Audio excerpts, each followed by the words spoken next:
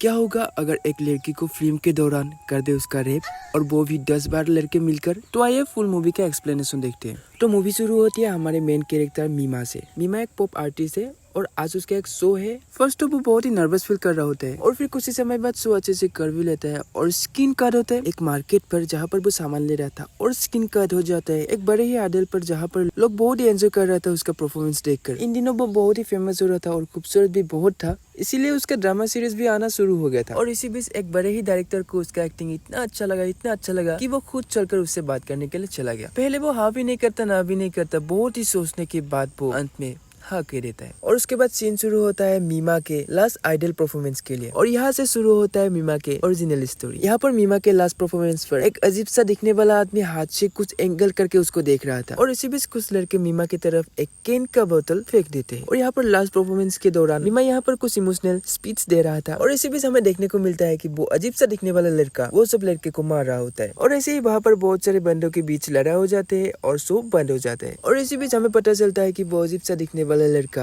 या बंदा मीमा का बहुत बड़ा फैन था। और अगले सीन शुरू होता है मीमा के घर पर जो वो खुद से ही बात कर रहा होता है और थकान की वजह से जल्दी सो जाता है। और हाल ही में अगले दिन उसका मूवी का शूटिंग था, इसलिए वो अपने पुराने पॉप आइडल के जितने भी पोस्टर वो सब डस्टबिन में फेंक देते क्योंकि वो अभी सिंगिंग नहीं करने वाला है। सीन शुरू होता है मूवी सीन पर जहाँ पर मीमा के फर्स्ट शूटिंग स्टार्ट होने वाला था और उसका असिस्टेंट, उसका नाम मुझे नहीं पता पर वो असिस्टेंट है और हाल ही में किसी और का भी शूटिंग यहाँ पर चल रहा होता है। तो अभी आते हैं हमारे मेन कैरेक्टर मीमा के सीन पर। उसको अभी हाल ही में बुलाया गया होता है, उसका सीन शुरू होने वाला था इसलिए वो चला जाता है। मीमा को शायद नहीं पता आज उसके साथ क्या होने वाला है और हमें बताया फर्स्ट वो बहुत ही नर्वस फील कर रहा था बहुत सारे लोगों को देखकर, लाइटिंग वगैरह देखकर और वहाँ पर जितने भी लोग थे उसको देखकर बहुत ही हंस रहा था। क्यों हंस रहा था उसे तो नहीं पता। और अचानक से एक गोली चलने की आवाज सुनाई देते, स्किन कट होकर एक आदमी की तरफ दिखाई देते जो खून से लथपथ हो चुका था। ये सब देखकर मीमा बहुत ही घबरा चुका था क्योंकि आज उसका फर्स्ट डे था और फर्स्ट डे में ये सब देखकर सभी घबरा जाएंगे ना। और अगले स्क्रीन पर हमें देखने को मिलता है कि मीमा अपने ओल्डेस्ट फोटो एंड वीडियोस के कमेंट पढ़कर जोर जोर से हंस रहा था और अगले ही पल वो अपने कुछ फोटोज देखकर रोने भी लग गया था। तो यहाँ पर पता चलता है कि उसके मानसिक हालत अभी ठीक नहीं है। अगले सीन पर हमें दिखाया जाता है कि मीमा की सीन अभी शुरू हो चुका है और कुछ खास एक्टिंग उससे हो नहीं रहा था। उससे डायरेक्टर बहुत परेशान था और मीमा के जो असिस्टेंट था उसको रेप सीन्स के लिए बात करते। पहले तो वो बहुत सोचते और फिर मान जाते। अगले सीन शुरू होता है ट्रेन स्टेशन पर जिससे मीमा घर जा रहा होता है और तभी उसको लगने लगता है कि कोई उसका पीछा कर रहा है, हालांकि वो उसका वहम होता है और वो ट्रेन से उतर के बहुत जोर से भागते हैं और रास्ते में कुछ फोटोग्राफर उनको दिखाई देते हैं क्योंकि वो बहुत फेमस था। और इसी बीच वो भाग के एक लिफ्ट के अंदर चला जाता है। जब लिफ्ट के दरवाजा बंद होने वाला होता है तभी हमें वो अजीब सा लड़का दिखाई देने लगता है। और अगले सीन पर हमें देखने को मिलता है कि मीमा के जो असिस्टेंट और जो डायरेक्टर है वो मीमा से वो सीन के बारे में बात करने वाला होता है। सो फाइनली मीमा को बताने के बाद मीमा भी मान जाते हैं क्योंकि उसको ऐसा नहीं बताया था, जस्ट नॉर्मल रेप सीन के बारे में बताया था। अगले सीन पर हमें देखने को मिलता है कि मीमा घर जा रहा होता है ट्रेन से और अचानक से मीमा को आइडल वाली खुद को ही देखने को मिलता है और वो बहुत ही घबरा जाते हैं। और अगले सीन हमें इस मूवी का ओरिजिनल सीन देखने को मिलता है, रेप वाला सीन। मीमा को नहीं पता था यहाँ पर क्या होने वाला था, उसको लग रहा था जैसे एक्टिंग है और वो खुद के बेच देने के लिए एक्टिंग स्टार्ट कर देते और तभी एक बंदा उसके ऊपर आ जाते और वो बंदा उसके लिए उसको माफी भी मांगता है। तभी उसको लगने लगता है कि ये जस्ट एक्टिंग है और अगले ही सीन